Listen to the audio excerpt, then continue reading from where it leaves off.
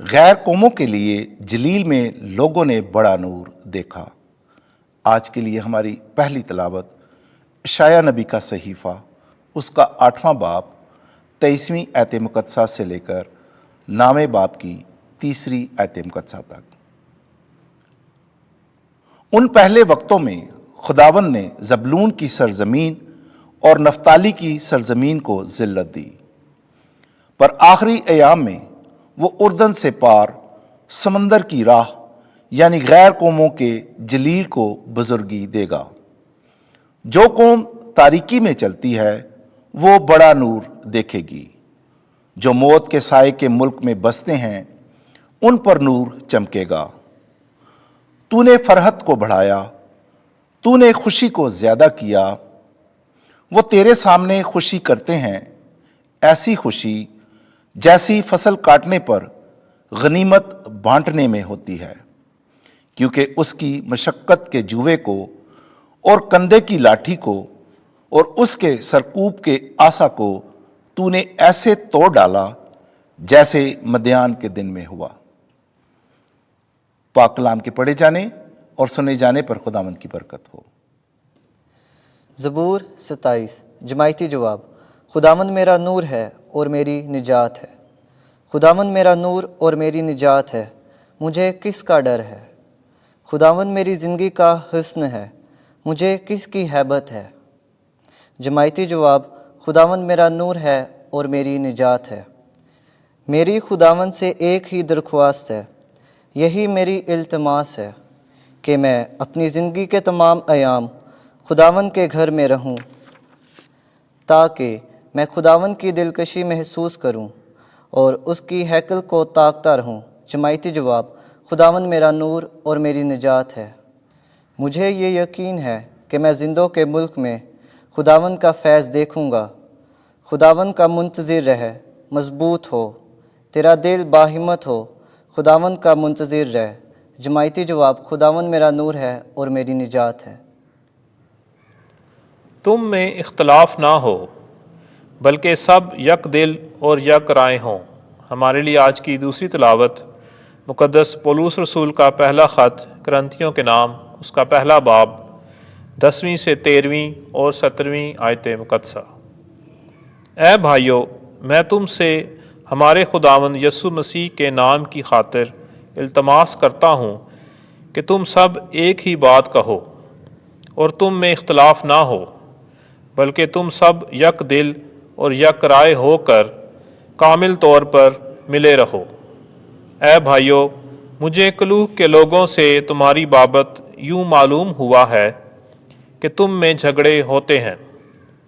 میرا یہ مطلب ہے کہ تم میں سے کوئی تو کہتا ہے کہ میں پولوس کا ہوں، اور کوئی اپلوس کا، اور کوئی کیفا کا، اور کوئی مسیح کا، تو کیا مسیح تقسیم ہو گیا ہے؟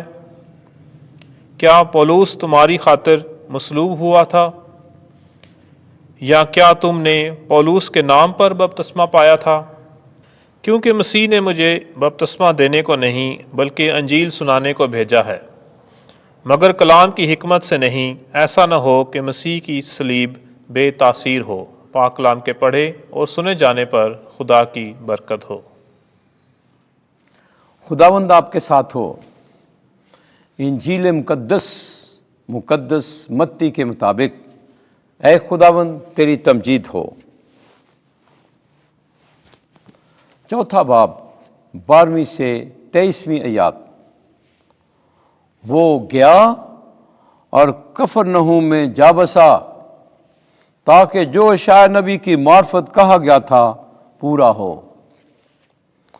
اس وقت جب یسوع نے سنا کہ یوحنا گرفتار ہوا تو جلیل کو گیا اور ناصرت کو چھوڑ کر کفرنہوم میں جا بسا، جو جھیل کے کنارے زبلون اور نفتالی کی سرحدوں میں ہے، تاکہ جو اشعیاء نبی کی معرفت کہا گیا تھا وہ پورا ہو کہ زبلون کی سرزمین اور نفتالی کی سرزمین، جھیل کی راہ، اردن کے پار غیر قوموں کا جلیل۔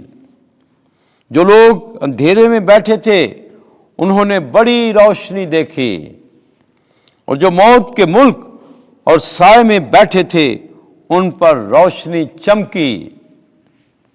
اسی وقت سے یسوع نے منادی کرنا اور یہ کہنا شروع کیا کہ توبہ کرو، کیونکہ آسمان کی بادشاہی نزدیک آ گئی ہے۔ اور جب یسوع جلیل کی جھیل کے کنارے پھر رہا تھا تو اس نے دو بھائیوں شمعون کو، جو پطرس کہلاتا ہے، اور اس کے بھائی اندریاس کو جھیل میں جال ڈالتے دیکھا، کیونکہ وہ ماہی گیر تھے، اور ان سے کہا کہ میرے پیچھے چلے آؤ کہ میں تمہیں آدمگیر بناؤں گا۔ وہ اسی وقت جالوں کو چھوڑ کر اس کے پیچھے ہو لیے۔ وہاں سے بڑھ کر اس نے اور دو بھائیوں زبدی کے بیٹے یعقوب اور اس کے بھائی یوحنا کو اپنے باپ زبدی کے ساتھ کشتی پر اپنے جالوں کی مرمت کرتے دیکھا اور انہیں بلایا۔ وہ فوراً اپنے جالوں اور باپ کو چھوڑ کر اس کے پیچھے ہو لیے۔ اور یسوع تمام جلیل میں پھرتا رہا اور ان کے عبادت خانوں میں تعلیم دیتا اور بادشاہت کی خوشخبری کی منادی کرتا اور لوگوں کی ہر ایک بیماری اور کمزوری دور کرتا رہا۔ انجیل مقدس کے وسیلے سے ہمارے گناہ معاف کیے جائیں۔ اے مسیح تیری ستائش ہو۔